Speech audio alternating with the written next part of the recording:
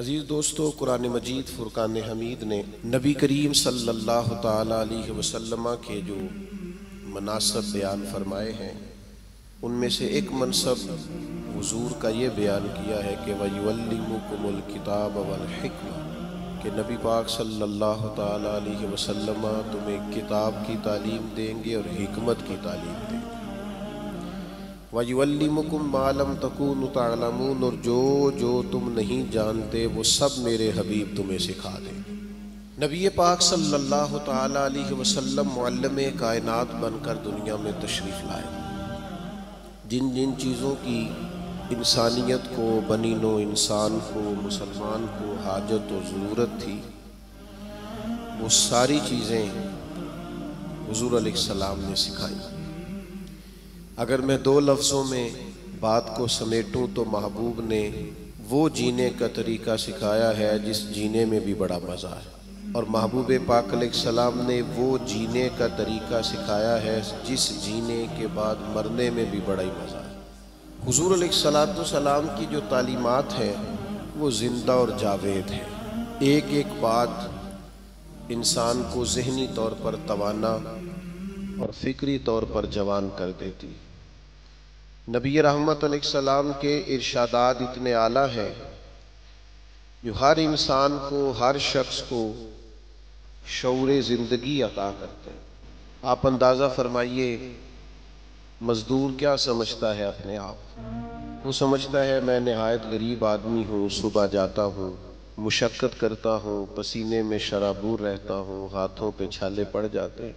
लेकिन अगर हुज़ूर अलैहिस्सलाम की तालीमात को देखा जाए तो हुज़ूर फरमाने लगे, सबसे बेहतरीन खाना ही वो है जो तू अपने दो हाथों की मेहनत से कमा के खाता है। नबी करीम अलैहिस्सलाम ने उसको इतनी इज्जत दी कि मज़दूर को फ़ख्र होने लगा कि मैं मज़दूरी नहीं कर रहा, मैं तो बड़ा अजीम आदमी हूँ। हर शख्स के बारे में जो हुज़ूर की तालीम, आप यकीन करें, हमारी जितनी भी ज़िंदगी में, हमारे जहनों में, हमारे मिजाजों में, हमारी तबीयतों में जितना भी इज़्तिराब पैदा होता है, जितनी भी बेचैनी पैदा होती है, किसी जगह किसी मकाम पर अगर कोई उलझाव पैदा होता है तो उन सारे सवालों के जवाब अल्लाह के रसूल ने इरशाद फरमाए। हम चूँकि किताब व सुन्नत की तालीमात के मामले में बहुत गहरा उतरते ही नहीं, ज़्यादा तवज्जो ही नहीं करते, इन हिमाक के साथ उन चीज़ों को लेते नहीं, वरना एक एक पहलू पर हुजूर ने तालीमात बयान फरमाई। और फिर उसके साथ साथ जो कमाल है वो ये है कि महबूब करीम ने सिर्फ किताब की तालीम नहीं दी, हिकमत भी सिखाई। दानाई बड़ी नेमत है, हिकमत बड़ी सादत है, और नबी पाक सल्लल्लाहु ताला अलैहि वसल्लम हिकमत की तालीम इरशाद फरमाने वाले। हमारे यहाँ ना जल्दबाजी, बेचैनी, बेकरारी और फेमस होने का शौक़ और आगे बढ़ने का शौक़ और अपनी ज़िंदगी के अंदर तरह तरह की इंसान की उछलती और मचलती ख्वाहिशात, ये उसे हिकमत से दूर कर देती। नबी पाक सल्लल्लाहु ताला अलैहि वसल्लम ने हमें जो हिकमत अता की है ना, वो इंसान को बुर्दबार कर देती है, उसकी ज़िंदगी में ठहराव आ जाता है। वो जिस मकाम पे भी होता है वो अपने आप को अल्लाह तबारक व तआला की ख़ास रहमत में शुमार करता है। उसे एक ख़ास किस्म का इत्मीनान क़ल्बी और इंशराह सदर नसीब होता है। देखें, एक ही काम है, उसे बेचैन होके कर लिया जाए फिर भी उसने हो जाना है, बेचैन होके कर लिया जाए, परेशान होके कर लिया जाए, उलझ के कर लिया जाए और उकता के कर लिया जाए तो काम फिर भी हो जाता है। लेकिन वही काम अगर सुकून से कर लिया जाए, ठंडक से कर लिया जाए, ज़रा मुस्कुरा के कर लिया जाए, ज़रा बुर्दबारी से कर लिया जाए, तो उसका नतीजा ये निकलता है कि इंसान ना सुकून में रहता है। हमारे यहाँ चूँकि दानाई नहीं होती तो जो बिल्कुल सही चीज़ होती है ना, उसका भी हम ऐसा उलट मतलब बयान करते हैं, ऐसा इनफरादी मतलब बयान करते हैं कि वो सही बात भी बाज़-औक़ात ना गलत हो जाती है। आप सही बात भी करें, वो कुछ लोग कहते हैं जी मैं इसलिए कड़वा हूँ कि मैं सच बोलता हूँ, तो मैंने कहा ऐसी बात नहीं है। दुनिया में सबसे ज़्यादा सच नबी करीम ने बोला है। पर इतना मीठा करके बोला है कि दिल नहीं रूह तक उतर गया है। अजीज दोस्तों, एक बादशाह ने ना ख्वाब देख लिया था। उसने ख्वाब देखा कि मेरे सारे दांत टूट गए। उसने एक ताबीर बताने वाले से ताबीर पूछी कि ये मेरे सारे दांत टूट गए, इसकी ताबीर क्या है? तो वो ताबीर बताने वाला परेशान होकर कहने लगा, बादशाह बात बड़ी खौफनाक है। जो ख्वाब आपको आया है, ताबीर बड़ी ख़तरनाक है। ताबीर ये है कि आपके सारे रिश्तेदार, बहन भाई, बीवी बच्चे आपकी ज़िंदगी में फौत हो जाएंगे। बादशाह को बड़ा गुस्सा आया, उसने सजा दी। ये कैसी खौफनाक खबर सुना रहा है, सारे चले जाएंगे तो मैंने जी के क्या करना। कुछ दिनों के बाद एक और ताबीर करने वालों को बुलाया और उससे बुला के कहा कि मैंने ये ख्वाब देखा है कि मेरे सारे दांत टूट गए हैं, तो ताबीर क्या है? तो वो कहने लगा, बादशाह ये तो बड़ा अच्छा ख्वाब है। उसने कहा क्या मतलब? कहने लगा, इस ख्वाब की ताबीर ये है कि आपके ख़ानदान में से सबसे लंबी उम्र अल्लाह आपको अता फरमाएगा। बादशाह ने इस बंदे को इनाम दिया, ताइफ दिया और बार बार आने की दावत दी। मेरा ख्याल है ताबीर एक ही नहीं बताई दोनों ने, लेकिन बात अगरचे बेसलीका हो कलीम, पर बात करने को सलीका चाहिए। हम ना अपने बच्चों को इस तरह समझाते हैं कि वो बच्चे बजाय समझने के नाराज हो जाते हैं। हमारा समझाने का अंदाज बाज़ोकात इल्ला माशाल्लाह तौहीन आमेज़ होता है। हमारा बाज़ोकात बाज़ लोगों से मिलना, बाज़ लोगों के साथ रब्त रखना, उसमें खूबसूरती नहीं होती। दानाई, तदब्बुर, हिकमत, मामला फहमी, ये एक बड़ा ज़रूरी काम है, एक बड़ा समझदारी वाला काम। नबी पाक सल्लल्लाहु ताला अलैहि वसल्लम ने हमें हिकमत सिखाई है, दानाई सिखाई। पता है मसाइल कब होते हैं? जब हम उन्हें जहन पे सवार कर लेते हैं। और जब परेशानी को ज़हन पे सवार ना किया जाए, फिर परेशानी नहीं रहती, फिर बंदा आसानी से उस परेशानी से गुजर जाता। बड़े तदब्बुर के साथ रोज़मर्रा के मामलात को डील करें। मेरे पास एक दोस्त अपने बच्चे को लेके आए, हज़रत इसको दम कर दें, और साथ उन्होंने कहना शुरू किया, बाकी तो इसके बहन भाई बड़े अच्छे थे, ये ज़िद्दी भी बहुत है और अड़ भी बड़ी जल्दी जाता है, और इसके मिजाज में तलखी भी बहुत ज़्यादा है, और इसकी तबीयत के अंदर सख्ती। दो चार बातें उन्होंने की तो मैंने कहा कि आप तो इसके वालिद हैं, अगर आप ये लबो लहजा इसके बारे में बयान करेंगे ये तो सारे ख़ानदान से कट जाएगा। आपको तो ऐसा करना चाहिए था कि अगर आप इसे समझाते भी तो इस तरह समझाते कि इसे पता ही ना चलता मुझे कोई समझा रहा। आप इसको ज़िद्दी कह रहे हैं, इसका तो ज़हन बन जाएगा, मैं तो वाकई ज़िद्दी हूँ, तबीयत बन जाएगी, जहन उसका उलझ जाएगा। हिकमत के साथ अपने मुखालिफ को भी कभी डील करें ना। आपकी तवज्जो है मेरी बात पर? अपने मुखालिफ को भी कभी डील करें ना। हम ना बाज़ दुश्मनों को इतनी अहमियत देते हैं कि वो तगड़े हो जाते हैं। कुछ दुश्मन ऐसे होते हैं जिनके बारे में कुरान का हुक्म ये है कि वइज़ा खातबहुमुल जाहिलूना क़ालू सलामा। जब तुम्हारा जाहिलों से आमना सामना हो तो तुमने कहना है भाई तुम्हें सलाम हो। हर आदमी से उलझेंगे नहीं, हर एक से बहस नहीं करेंगे, हर एक के बारे में ये जहन नहीं बनाएंगे कि ये भी मेरा दुश्मन है, ये भी मेरा मुखालिफ। इतनी जल्दी अपने जहन के अंदर तनाव नहीं पैदा करेंगे। एक सहाबी आए हुजूर की खिदमत में, मिशकात शरीफ में हदीस मौजूद है। अर्ज किया, या रसूल अल्लाह सल्लल्लाहु ताला अलैहि वसल्लम, कुफार आपका नाम बिगाड़ के लेने लगे हैं, माज़अल्लाह सुम्मा माज़अल्लाह। वो कहते हैं अगर हमने मोहम्मद मान लिया तो मोहम्मद का माना तो वो है जिसकी तारीफ की जाए बार बार। अब वो नाम बिगाड़ के माज़अल्लाह आपको बुरा भला कहते हैं। तो वो सहाबी आए थे और उन्होंने बड़ी खौफनाक तरीके से बात सुनाई। पर पता है हुजूर ने क्या फरमाया? फरमाया पता नहीं वो किसको गालियां दे रहे हैं, पता नहीं वो किसका नाम बिगाड़ रहे हैं, मुझे तो अल्लाह ने मोहम्मद बनाया है। अपने दुश्मन को भी आप हिकमत से डील करेंगे, आप देखेंगे कि आपको उसको इतना तवाना नहीं कर देना कि वो बाद में ज्यादा बड़ा मसला बन जाए। तो दानाई, तदब्बुर, हिकमत, मामला फहमी।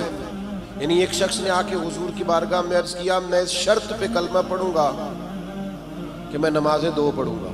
ये सिर्फ हुजूर का इख्तियार है कि नबी पाक किसी को इजाजत दे दें, वरना किसी और का इख्तियार नहीं है। मैं फकत 2 नमाजें पढ़ूंगा। अगर आप इजाज़त देते हैं तो मैं कलमा पढ़ता हूँ। अल्लाह के हबीब ने फरमाया तो आ जा, दो ही पढ़ लेना। शारहीन हदीस ने लिखा है उसने 2 नमाजों की शर्त पे कलमा पढ़ा था, फिर वो तहज्जुद भी पढ़ा करता था। हमारे यहाँ ना लोगों को मौका ही नहीं दिया जाता मस्जिद आने का। ये कभी कभी कच्चे नमाजी आते हैं ना रमज़ान शरीफ में, तो पक्के नमाजी उन्हें घूरते हैं, कहते हैं तुसी आ गए हो फसली बटेरे, और भाई इन बच्चों को आ तो लेने दो और दुआ करो या अल्लाह मस्जिद आ गया है, अब मेहरबानी फरमा, इस पे रहमत कर, इसे पक्का नमाजी बना दो। लेकिन वो दानाई, वो खास हिकमत, वो मामला फहमी, वो हुस्न जो नबी पाक अलैहिस्सलाम ने हमें दिया है, हमें उस मामला फहमी को समझना चाहिए, हमें मौका देना चाहिए। देखिए जब सुलह हुदैबिया हुई ना, तो बाद शराइत ऐसी थी जो बड़ी मुश्किल थी सहाबा के लिए मानना। मसलन एक शर्त ये थी सुलह हुदैबिया, जब हुजूर ने कुफारे मक्का के साथ सुलह की, तो उसमें एक शर्त ये थी कि अगर कोई मुसलमान मक्के से मदीने आएगा अपने आका की इजाज़त के बगैर, तो मदीने में उसे रखा नहीं जाएगा, वापस किया जाएगा। लेकिन अगर कोई मदीने से मक्का जाएगा तो मक्के वाले वापस नहीं करेंगे, यानी हम बंदा वापस करेंगे, वो वहाँ बंदा रख सकते हैं, लेकिन हमारा अपना भी आए तो हम उसे पनाह नहीं देंगे। अब ये शर्त बड़ी अजीब थी। हज़रत उमर रज़ी अल्लाह ताला अन्हु परेशान हो गए, बुखारी शरीफ में मौजूद है, और जाके अर्ज़ की या रसूल अल्लाह सल्लल्लाहु ताला अलैहि वसल्लम, आप भी सच्चे हैं, कुरान भी सच्चा है, इस्लाम भी सच्चा है, फिर हम दब के सुलह क्यों करें?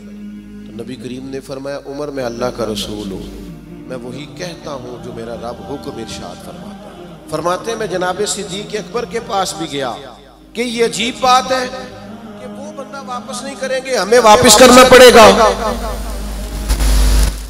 तो ये हम दब के सुलह क्यों करें जब कुरान सच्चा, इस्लाम सच्चा, नबी करीम सच्चे। तो हजरत अबू बकर सिद्दीक के ईमान पे कुर्बान जाए, उन्होंने भी वही लफ्ज दोहराए, कहने लगे उमर वो अल्लाह के रसूल है, वो जो बात भी करते हैं रब करीम के हुक्म से करते हैं, लिहाजा उन्होंने जो कर दिया ठीक है। अब ये वो बज़ाहिर शर्त थी जिससे लग रहा था कि मुसलमान दब के सुलह कर रहे हैं, लेकिन आपको पता है सबसे ज्यादा फायदा इस्लाम को इस शर्त ने दिया। वो जो मुजाहिदीन इस्लाम मक्का मुकरमा से हिजरत करके मदीना तैयब आते, उन्हें पता था कि हुजूर अलैहिस्सलाम हमें नहीं रखेंगे। हजरत अबुल बसीर रज़ी अल्लाह ताला अन्हु और इस तरह के कुछ और सहाबा, ये जब मदीना तैयब आए और हुजूर ने वापस किया, तो इन्होंने एक तीसरे मकाम पे डेरा लगाया। वहां सारे मुजाहिदीन आहिस्ता आहिस्ता इकट्ठे होने लगे। उसका नतीजा ये निकला कि काफिर जब भी वहां से गुजरते उन्हें तकलीफ का सामना करना पड़ता, तो जिस शर्त पर वो बड़े डटे हुए थे ना कि हमने मनवा लिया है, सबसे पहले कुफारे मक्का इकट्ठे होके आए कि मेहरबानी करें इस शर्त को तो खत्म करें, आप अपने लोगों को बुलाए मदीना मुनव्वरा। तो तदब्बुर, दानाई, मामला फहमी, हम ना आहिस्ता आहिस्ता बड़े जल्दबाज हो गए हैं, तबीयतों में बेचैनी, बेकरारी, एक बात ना हमारी मानी जाए हम परेशान हो जाते हैं, जरा बराबर हमारी तबीयत के मुखालिफ कोई शख्स बात कर दे हम डिस्टर्ब हो जाते हैं। हमारा माहौल इस कदर ज्यादा पेचीदा हो जाता है ज़हनी कि जो बड़े बड़े बासलाहियत लोग हैं, बड़े बड़े बाशऊर लोग, वो भी हकीम ना होने की वजह से, दाना ना होने की वजह से अपनी सलाहियतों से कोई फायदा नहीं उठा सकते।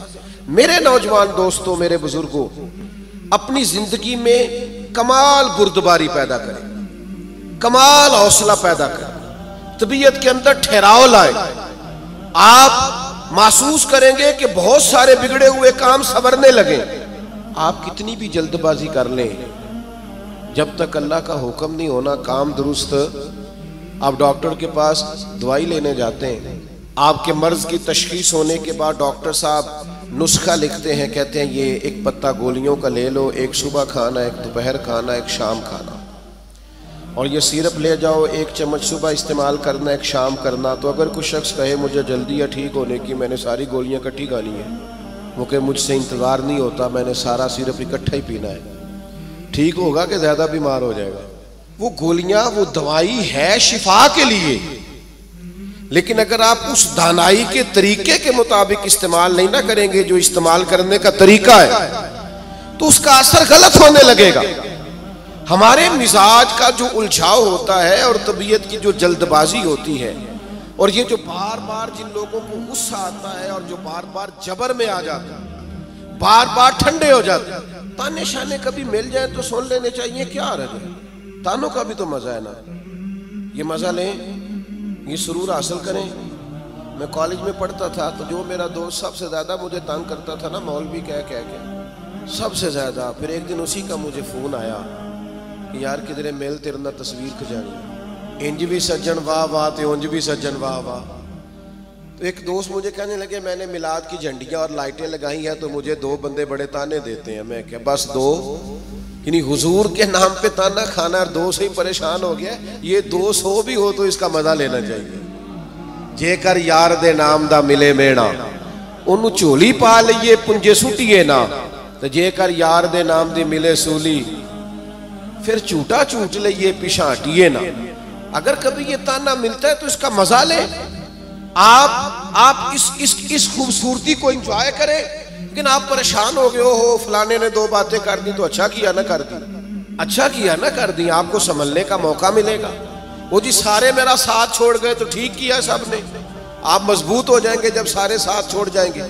जब सहारे हट जाते हैं तो इंसान को संभलने का मौका मिलता है। जब तक हम दानाई के साथ, हिकमत के साथ मामलात को नहीं लेके चलेंगे, आप अपने बच्चों की परवरिश करें तो वो तरीका जो हुजूर ने हमें हिकमत सिखाई, आप अपने बुजुर्गों की खिदमत करें तो वो तरीका जो नबी पाक ने हमें सिखाया, आप रिश्तेदारों के साथ लेन देन करें, मामला करें, तिजारत करें तो वो तरीका इख्तियार करें जो हुजूर ने हमें सिखाया।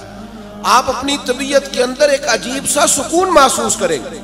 फैसले इस तरह के करें कि थोड़ा सोच समझ कर, जज्बाती फैसले कभी ना करें। हुजूर के ऐलान नबुव्वत से पहले जब दोबारा बैतुल्लाह शरीफ की तामीर की थी ना अहले कुरैश ने, अब चूंकि वो थे तो सारे आपस में, पर हर कबीला एक दूसरे से लड़ता बहुत था, तो हर बात में लड़ पड़ते थे, मैंने आगे जाना है, मैंने आगे जाना है। तो वो सारे कबीले शामिल थे। अब जब बैतुल्लाह शरीफ की नई तामीर हो गई तो हजर अस्वद नस्ब करना था, उस पर झगड़ा हो गया। एक कबीला कहता है मैंने नस्ब करना है, दूसरा कहता है मैंने नस्ब करना है, तीसरा कहता है मैंने करना है। और कुछ तो ऐसे थे जिन्होंने प्याले में खून डाल के बीच में हाथ रख के कस्में भी उठा ली कि अगर हम नहीं करेंगे तो करने भी नहीं देंगे, फसाद होगा। फिर तय हुआ कि जो सुबह सबसे पहले हरम काबा में दाखिल होगा उससे फैसला कराएंगे। कमाल की बात यह कि सबसे पहले हरम काबा में रसूल रहमत तशरीफ लाए। असीर दुश्मन की चाह में भी, मुखालिफों की निगाह में भी, अमी है, सादिक है, मोतबर है, मेरा पैगंबर अजीम तर है। उन्होंने कहा ये तो सादिक और अमीन आ गए। उन्होंने कहा जी ये हमारा फैसला कर दें कि हजर अस्वद किस कबीले ने नस्ब करना है। तो नबी करीम अलैहिस्सलाम ने फरमाया कर देते हैं ना। सरकार ने चादर बिछाई, हजर अस्वद उसमें रखा, फरमाया सारे कबीले एक एक कोना पकड़ लो। वो सब ने एक एक कोना पकड़ लिया। जब हजर अस्वद के करीब गए तो महबूब ने वहां से उठा के हजर अस्वद वाली जगह पे रखा। अब चारों तरफ देखा तो सबको यूं ही लग रहा था मैं उठा के लाया हूं, मैं उठा के लाया, मैं उठा। हम तो अपने बच्चों के बीच लड़ाई करा देते हैं, ये कह कह के कि ए मेरा पुत्र ज्यादा लायक है। हम तो अपने घर के अंदर फसाद, नाराज ना आइएगा मुझसे, हम फसाद डलवा देते हैं। ये बंदा ठीक है, ओ खुदा के बंदे सारे बेटे, सारी औलाद ही बराबर की। किसी ने पैसे ज्यादा कमा लिए, किसी ने कम कमा लिए, लेकिन अपना घर ना तबाह करें। आप दानाई के साथ, हिकमत के साथ, तदब्बुर। मैं छुट्टी का दिन था, मदरसे की सीढ़ियां चढ़ के अंदर दाखिल हुआ तो बच्चे आपस में खेल रहे थे और हल्की फुल्की शरारतें भी कर रहे थे। मुझे बड़ा जरूरी काम था पर मैं उन्हीं पैरों पे वापस आ गया। तो मुझे पूछने लगे कि जनाब आप गए नहीं। मैंने कहा बच्चे खेल रहे थे, अब मेरी तरफ देखते तो उनका खेल खराब हो जाता। तो भाई अब वो बेचारे हफ्ता भर पढ़ते हैं तो उन्हें कुछ खेलना भी तो है ना। तो आप थोड़ा मौका दें। हर मामले में, हर जगह जज्बातियत का शिकार हो जाना, उलझ जाना, गुस्सा करना, हुजूर अलैहिस्सलाम ने उसे पहलवान कहा है जो अपने आप पे कंट्रोल रखे। फरमाया वो पहलवान है जिसे अपने गुस्से पर कंट्रोल हो। अपने आप को संभाले, सारा कुछ ठीक हो जाएगा। अपने जज्बात को संभाले, सारा कुछ ठीक हो जाएगा। यानी आप बिला वजह किसी के बारे में कह रहे हैं कि वो बड़ा हो गया है, वो अब मशहूर हो गया है, वो अब आगे निकल गया है, वो मेरी बात नहीं सुनता। ऐसा नहीं है, कुछ तो मजबूरियां रही होंगी। यूं ही कोई बेवफा नहीं होता। आप थोड़ा सा ना मौका दें, आप चीजों को समझें और थोड़ा ना अपने ऊपर तवज्जो दें कि मैंने अपने आप को कंट्रोल में रखना है, मैंने अपने आप को समझाना है। बड़े बड़े महंगे महंगे होटलों में लोग जाते हैं और दूसरों को जाता देखकर परेशान भी होते हैं। मुझसे एक दोस्त ने पूछा, आपने बड़ी जगह देखी, मज़ा कहाँ आया? मैंने कहा वो जब अम्मा नहीं हांडी पकाती थी और कहती थी कि खाना लेके आया नहीं जाता, ये बैठने के लिए कोई चीज़ ले ले और यहाँ मेरे करीब ही आ जा। और फिर वो सालन देती दफ़ा ये भी कहती थी, इक्को बारी मिलना ही दोबारा ना मंगी। वो जो लुत्फ है वो दुनिया के किसी 5 स्टार होटल में मुयस्सर आता। आप जिस हाल में हैं उसमें राजी रहें, अपने कल्चर से, अपनी तहजीब से, अपने आप से प्यार करें। भाई जिसको अल्लाह, वो जी मेरा कोई रिश्तेदार नहीं, जिसको अल्लाह ने तेरा चाचा बनाया तू कैसे इनकार करता है? जिसको अल्लाह ने तेरा मामू बनाया तू कैसे इनकार करता है? जिस खानदान को अल्लाह ने तेरा खानदान बनाया, रब ने बनाया, ये तेरी मर्जी। अल्लाह ने जहां जहां पैदा किया, उलझे नहीं, परेशान ना हो, अपने आप को तकलीफ में ना डालें, बड़ी समझदारी के साथ। पता है आपको, लोग जब लोगों को परेशान करते हैं तो परेशान कर देते हैं, चढ़ा चढ़ा के पागल कर देते हैं। वो लिखा है शेख ने कि एक ताजर की दुकान बड़ी अच्छी चलती थी, तो बाकी ताजरों ने सोचा कि इसे किसी तरीके से बेवकूफ कर दिया जाए, माज़अल्लाह अस्तगफिरुल्लाह, साजिश की। वो सुबह सुबह जब दुकान खोलने के लिए आया तो उसने सफेद इमामा पहना हुआ था और उसने नीले रंग का सूट पहना हुआ था। तो पहला ताजर ही उसे देख के कहने लगा, माशाल्लाह, सफेद लिबास पर आपका ये काले रंग का इमामा कितना प्यारा लग रहा है। उसने कहा, पागल हो गए हो, मेरा तो ये सफेद रंग का है। तीसरा भी मिला तो उसने कहा, काले रंग का इमामा कैसे लग रहा है? उसने यहां से आगे करके देखा कि तो वाइट है। फिर उसने कहा, चौथे ने कहा, पांचवें ने कहा, तो बंदा ज़हनी तौर पे उलझ गया। इतना उलझा कि सारा दिन दुकानदारी ना हो सकी, बल्कि बाद ने लिखा कि इस तरह के लोग तो दीवाने हो जाते। तब वो एक सियाने बंदे के पास गया, उसने कहा कि जनाब मैं ज़हनी तौर पे परेशान हूँ, ग्राहकों से भी लड़ता हूँ, आजमाइश बड़ी हो गई है, मसला क्या है? तो उन्होंने कहा, असल में तूने मुखालफों की बातें तवज्जो से सुननी शुरू कर दी। हाँ, मुखालिफिन की वो बात तवज्जो से सुननी चाहिए जो हमारी वो गलती बयान करे, लेकिन वो बातें जो चढ़ाने के लिए उससे सरफे नजर किया जाए। अपने आप को आप कंट्रोल में रखें। ये नबी पाक अलैहिस्सलाम की दी हुई हमारे लिए हिकमत है।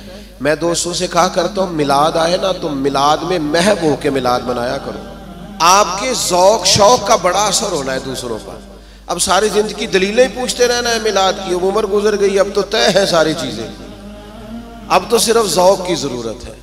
कौन कितने प्यार से करता है, कितने शौक से करता है, उस शौक की आदत, तो दानाई हिकमत जो नबी करीम ने हमें अता की, उस हिकमत को समझें। बहुत ज्यादा मामला फहमी के साथ चीजों को लेके चले। जब नबी पाक अलैहिस्सलाम ने मक्का मुकरमा पर हमला फरमाया, फतह मक्का हुआ, तो हजरत साद इब्ने उबादा रदी अल्लाह ताला अन्हु के पास झंडा था। अलम बरदार थे हजरत साद बिन उबादा, जिसके पास झंडा होता था वो सबसे आगे होता था। तो हजरत साद इब्ने उबादा सबसे आगे थे और कायद थे। उन्होंने कोई एक ऐसी बात कर दी जो पॉलिसी के खिलाफ थी, तो बाज लोगों ने एहतजाज किया कि इनसे झंडा ले लिया जाए। अब उनकी कोई ऐसी बड़ी गलती भी नहीं थी, बल्कि गलती नहीं थी सिरे से, झंडा उनसे वापस लेना पड़ गया। लेकिन बंदे बड़े हसास थे, दीन के लिए उनकी खिदमात बहुत ज्यादा थी, उनकी जिंदगी के अंदर ये खूबसूरती थी कि हमेशा वफादार रहे वो। उनसे झंडा वापस लेना है। सहाबा ने अर्ज की, या रसूलल्लाह अब क्या करेंगे, बंदा भी बड़ा हसास है और मौका ऐसा आ गया है। तो नबी करीम ने फरमाया, ले लेंगे झंडा, कुछ भी नहीं होता। या रसूलल्लाह, एक शख्स को मनसब से हटाना है तो परेशान तो होगा ना। फरमाया, कुछ भी नहीं होगा। अब लोगों ने देखा रसूल पाक की कमाल हिकमत, अब लोगों ने देखा वो मिलाद वाले महबूब की दानाई, वो तदब्बुर, वो कमाल, वो फिरासत, वो हिल्म, वो बुर्दबारी, वो चीजों को पूरी गहराई से लेना। नबी करीम ने हजरत साद इब्ने उबादा को बुलाया और बुला के फरमाया, भी मेरा इरादा बन के आपसे झंडा ले लिया जाए।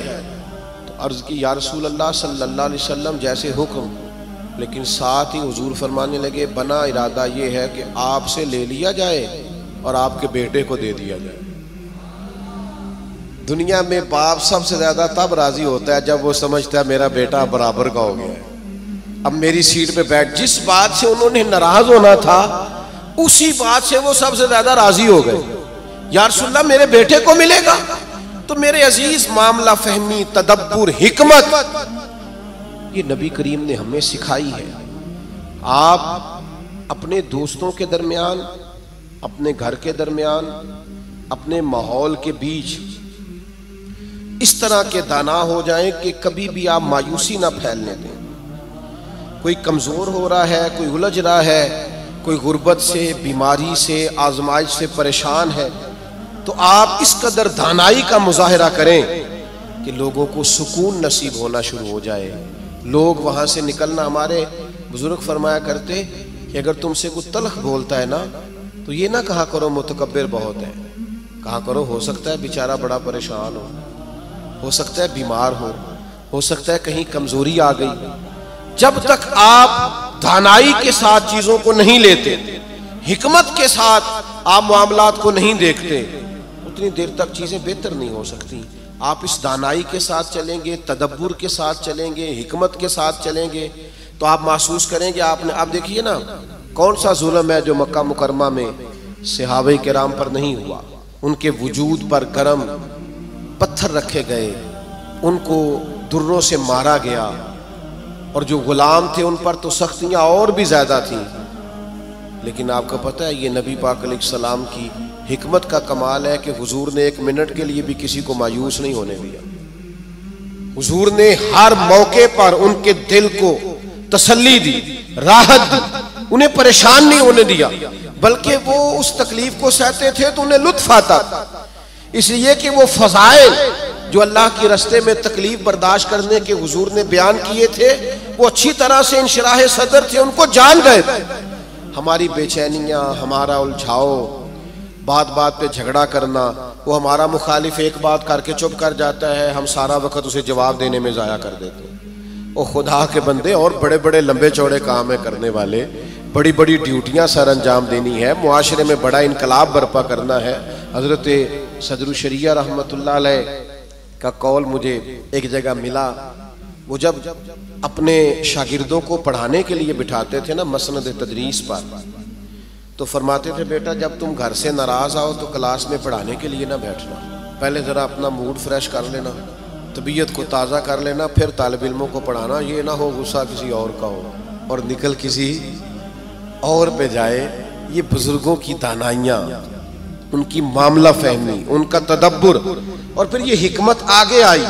जब हज़रत सिद्दीक़ अकबर रज़ियल्लाहु ताला अन्हु को नबी पाक के विसाल के बाद कहा गया ना कि आप ये लश्कर रवाना ना करें अभी मुसलमा कज़्ज़ाब के खिलाफ, हालात को दुरुस्त हो लेने दें, तो ये हज़रत सिद्दीक़ अकबर की आप दानाई देखिए। फरमाया जिस लश्कर को हुजूर ने रवाना किया वो हर सूरत जाएगा।